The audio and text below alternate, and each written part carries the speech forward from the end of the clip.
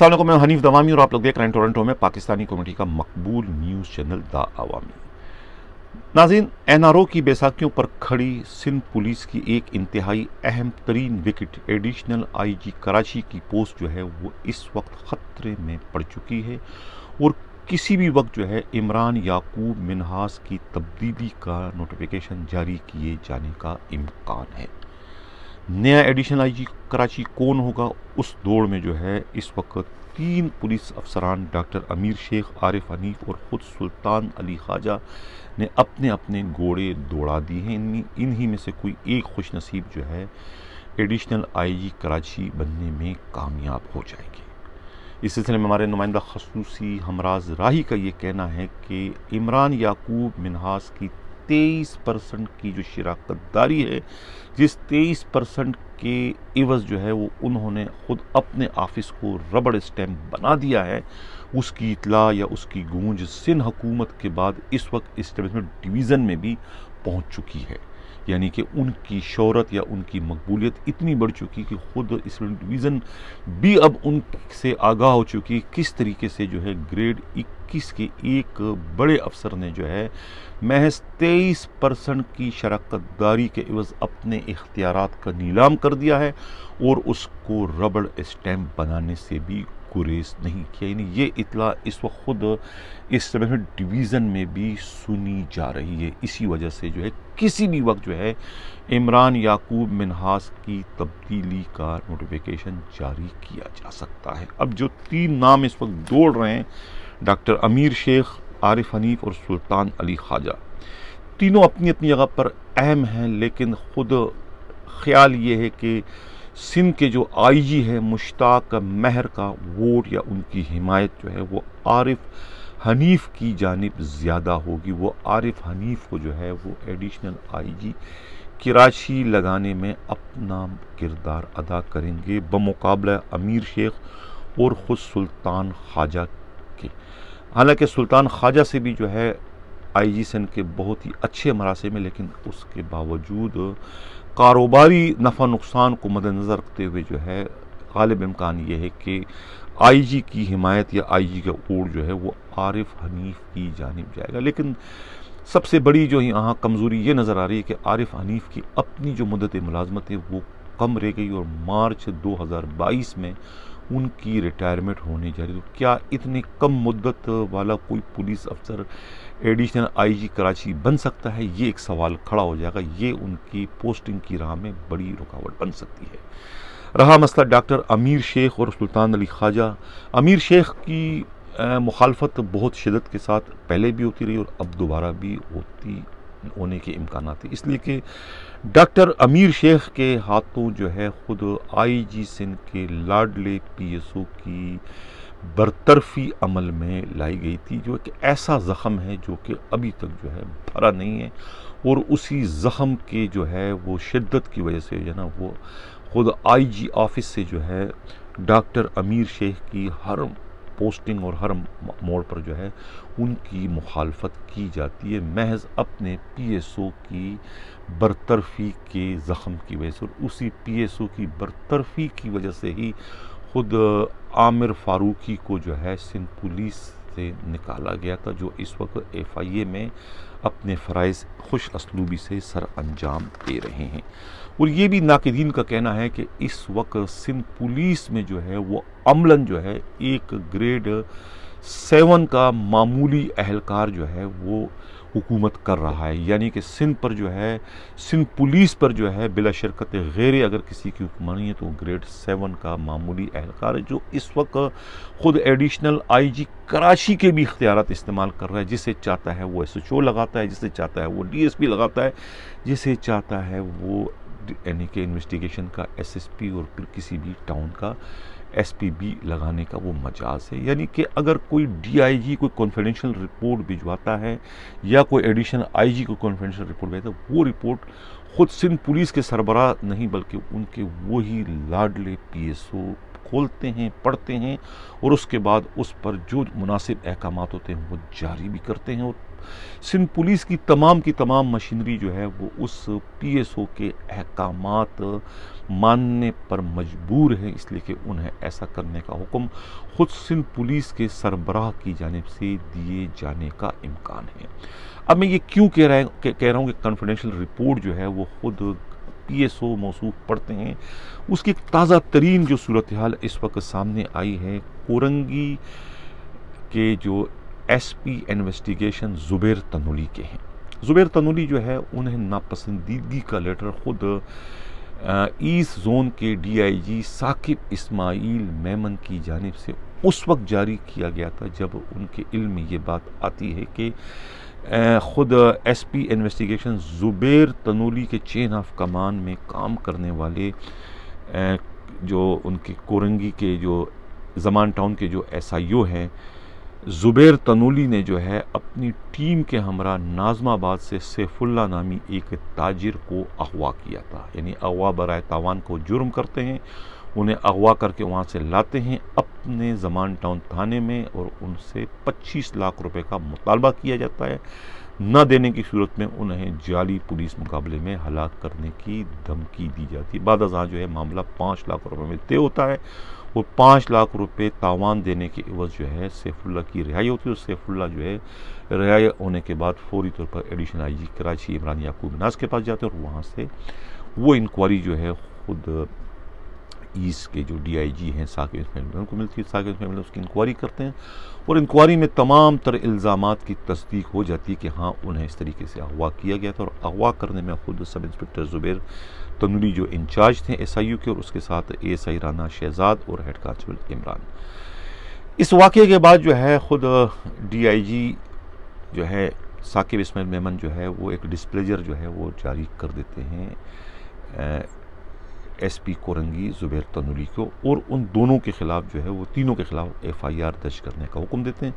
अब जाके मालूम हुआ कि नाज़ाबाद थाने में जो है वो खुद एएसआई राना शहजाद और हेड कांस्टेबल इमरान के खिलाफ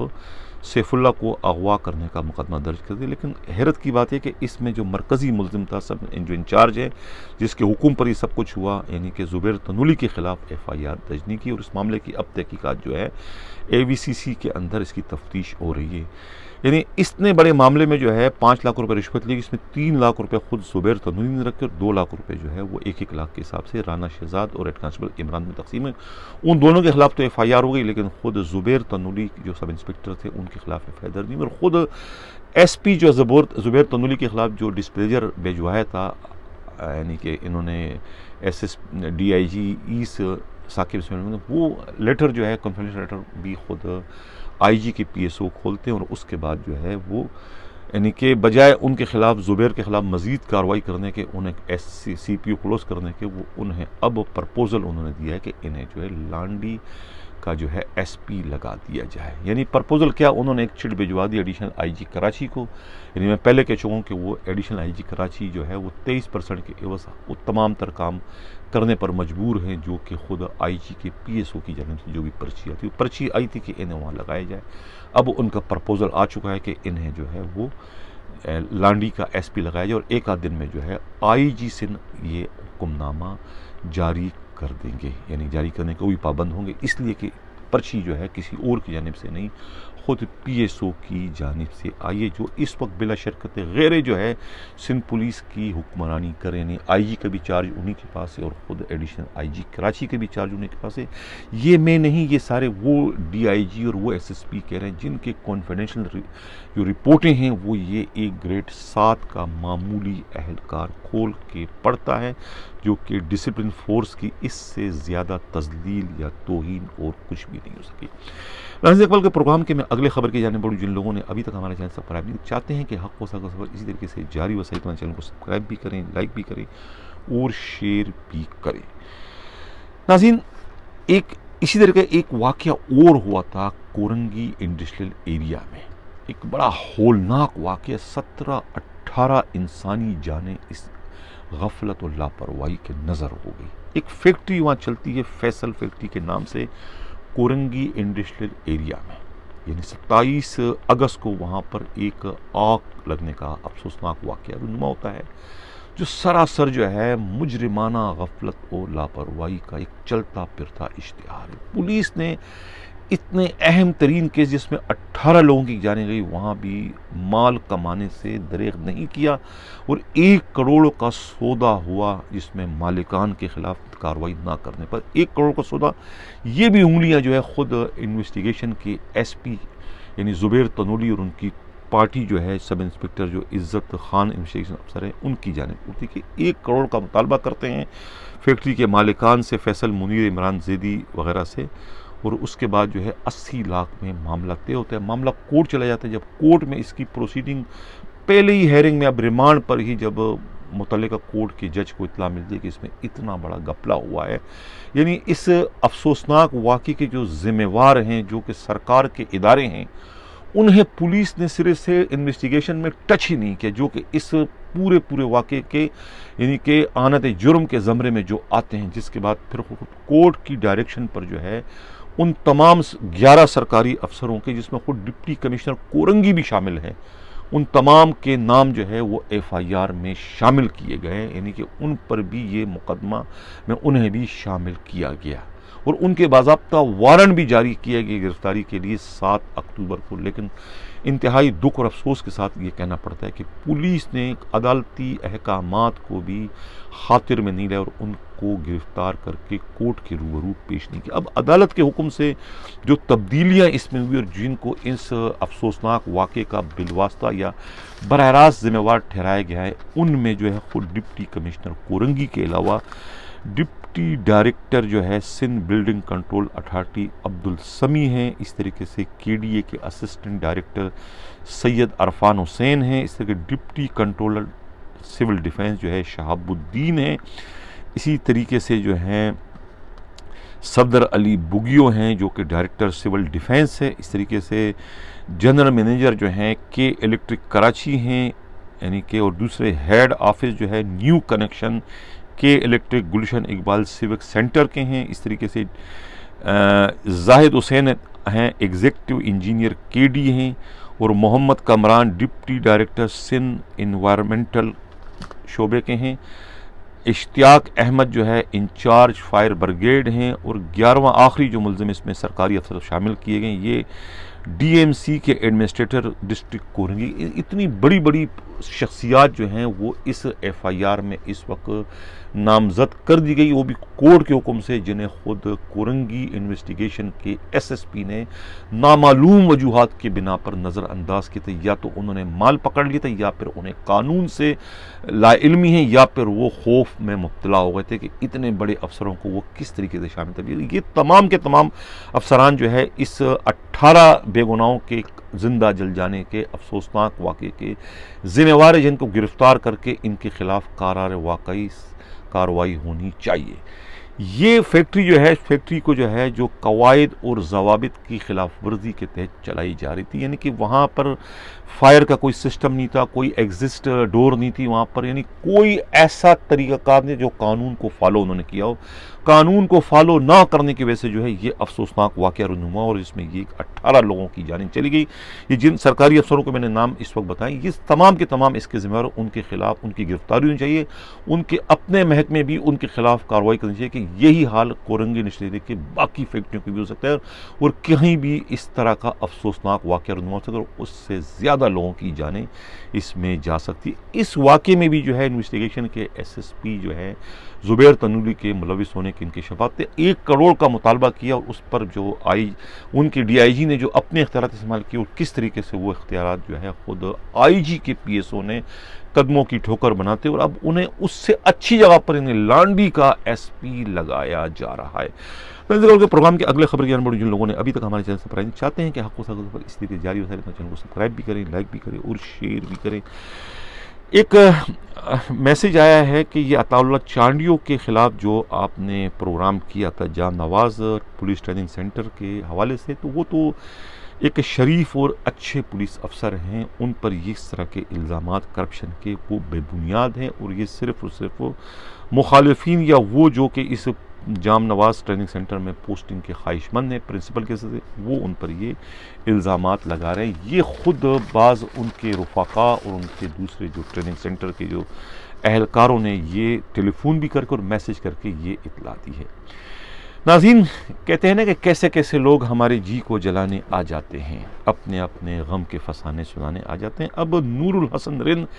ट्रैफिक पुलिस के इस वक्त एसपी हैं, अपनी फैमिली के हमरा इस वक्त मैनचेस्टर में जो है वो इंजॉय कर रहे हैं, घूमने गए हैं अपनी पूरी फैमिली को लेके। अमेरिका गए, सॉरी मैनचेस्टर नहीं बल्कि अमेरिका गए अपनी फैमिली के हमरा। ये किसी ज़माने में 1988 में गनमैन हुआ करते थे उस वक्त के एसएसपी सलीम अख्तर सिद्दीकी के साथ। अब गनमैन जो है प्रमोशन लेते लेते इस वक्त एसएसपी और इतने अमीर हो गए हैं कि वो अमेरिका भी पूरी की पूरी फैमिली के साथ इंजॉय करें। वो अमीर हो गए या जो उनकी इस वक्त मौजूदा पोस्टिंग है वो इतनी उसमें वजीफ़ा है कि उस वजीफ़े के एवज़ जो है वो फैमिली के साथ इंजॉय कर रहे हैं, वो भी अमेरिका का। हालांकि उनके अपने साथी ये कहते हैं ख़ुद नूरुल हक रिन के कि वो एक उसूल परस्त और ईमानदार तरीन अफसर हैं। लेकिन ये जो इतला है इस वक्त उनका अमेरिका जाने का, तो उससे तो यही ज़ाहिर होता है कि अमेरिका जो है कोई ईमानदार पुलिस अफसर जो है अपनी तनख्वाह पर तो अमेरिका का विज़िट नहीं कर सकता। वो पूरी फैमिली के साथ अमेरिका जा रहे हैं, जबकि जिनके वो गनमैन रह चुके हैं, मेरा इशारा सलीम अख्तर सिद्दीकी की जाने में, वो तो आज तक मुल्क से DIG बनने के बाद भी उन्हें मुल्क से बाहर जाने का एजाज़ या शर्फ हासिल नहीं था। उनको पैसे नहीं थे, पैसा ना होने की वजह से वो उम्र तक ना कर सके, यानी कि सऊदी अरब तक ना जा सके। अमेरिका, कनाडा या बरतानिया जाना तो दूर की बात। तो उनका अपना गनमैन जो है वो इस वक्त अमेरिका के मज़े कर रहा है। तो इससे आप अंदाज़ा लगा सकते हैं कि वो किस तरीके से अपनी इस वक्त ड्यूटी या अपनी जो पुलिस फोर्स में जो उनके फ़राइज़ हैं वो किस तरीके से सर अंजाम दे रहे हैं। उससे आप अंदाज़ा लगाएं कि वो क्या करते होंगे। नाज़रीन, इस के प्रोग्राम के अगले खबर की जानब जिन लोगों ने अभी तक हमारे चैनल सब्सक्राइब नहीं किया, चाहते हैं कि हक़ व सफ़र इसी के जारी रहे, तो हमारे चैनल सब्सक्राइब भी करें, लाइक भी करें और शेयर भी करें। सिंध पुलिस के IG का क्या बनेगा? IG इस वक्त जो इतलात हैं वो मुस्तहकम हैं, मजबूरियाँ उनके लिए फ़ायदेमंद साबित हो रही है। मजबूरियाँ उनकी कम और ख़ुद सिंध हुकूमत की और ख़ास तौर से पाकिस्तान पीपल्स पार्टी की जो मजबूरी है वो इस वक्त सिंध पुलिस के IG की पोस्टिंग को तूल देने का बाइस बन रही है। यानी कि शदीद तरीन मुखालफत के बावजूद जो है IG सिंध की पोस्टिंग इस वक्त तूल पकड़ती जा रही है, ख़ुद पीपल्स पार्टी की अपनी अंदरूनी मजबूरियों की वजह से। इसलिए कोई रिप्लेसमेंट है नहीं कि अगर इन्हें तब्दील कर दिया जाता है तो कौन नया IG सिंध बनेगा। कोई उम्मीदवार इस वक्त मौजू नहीं है जिसे खुद सिंध पुलिस के लिए जो है पीपल्स पार्टी की हाई कमान और ख़ुद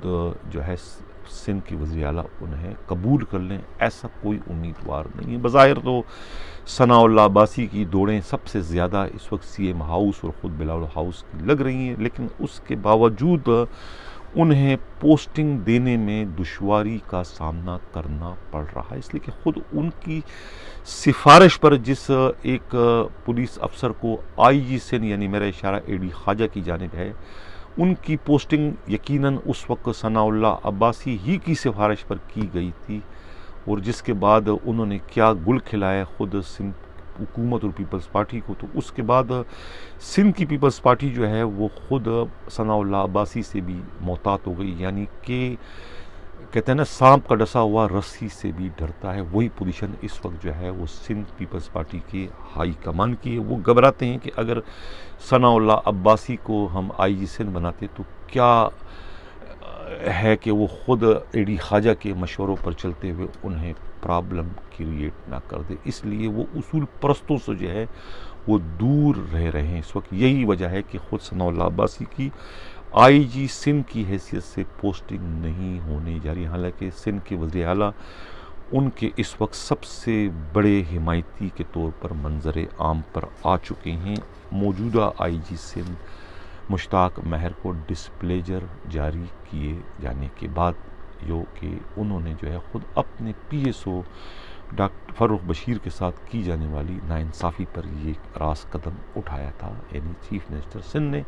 कि उन्होंने डिस्प्लेजर जारी कर दी थी, जिसके बाद कहा जा रहा कि ख़ुद सनाउल्लाह अब्बासी की जो है वो अब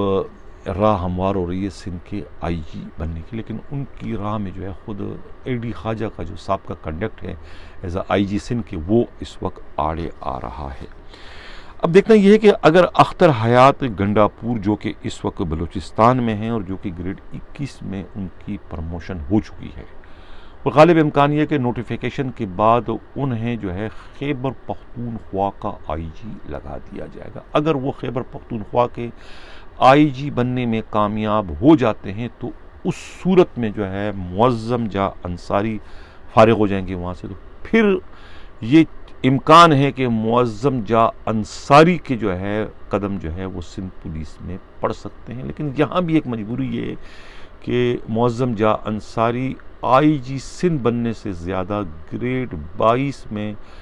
प्रमोशन लेने के लिए बेचैन और बेताब नज़र आ रहे हैं। अगर उनसे पूछा जाएगा तो वो ग्रेड 22 को तरजीह देंगे सिंध पुलिस के IG की पोस्ट के लिए। अब देखना ये कि क्या उन्हें ये दोनों चीज़ें एक साथ मिल सकती है। अगर उन्हें ग्रेड 22 में प्रमोशन देकर IG सिंध लगाया जाए तो उस सूरत में तो वो IG सिंध लगने की या बनने की ऑफ़र कबूल करेंगे। लेकिन अगर उन्हें ग्रेड 21 में ये ऑफ़र दी जाएगी तो वो शायद इसको दोनों हाथ जोड़ के मना कर देंगे कि मैं सिंध नहीं जाना चाहता, मुझे ग्रेड 22 दी जाए। ये इस किस्म की इतलात हैं। तो इस वजह से मैं ये कह रहा हूँ कि इस वक्त जो है वो IG सिंध जो है मुश्ताक महर ज़रूरत से ज़्यादा मुस्तहकम नज़र आ रहे हैं अपनी परफॉर्मेंस या अपनी काबिलियत की वजह से नहीं, बल्कि अपनी किस्मत और ख़ुद सिंध पीपल्स पार्टी की मजबूरी की वजह से जो है उनकी पोस्टिंग जो है वो तूल पकड़ती चली जा रही। जहाँ उनकी पोस्टिंग में तवालत आ रही है वहीं पर उनके PSO के इख्तियारात भी जो है वो रोज़ बरोज़ जो है वो बढ़ते चले जा रहे हैं। नाज़रीन, इसी के साथ जा चाहता हूँ। अल्लाह हाफ़िज़।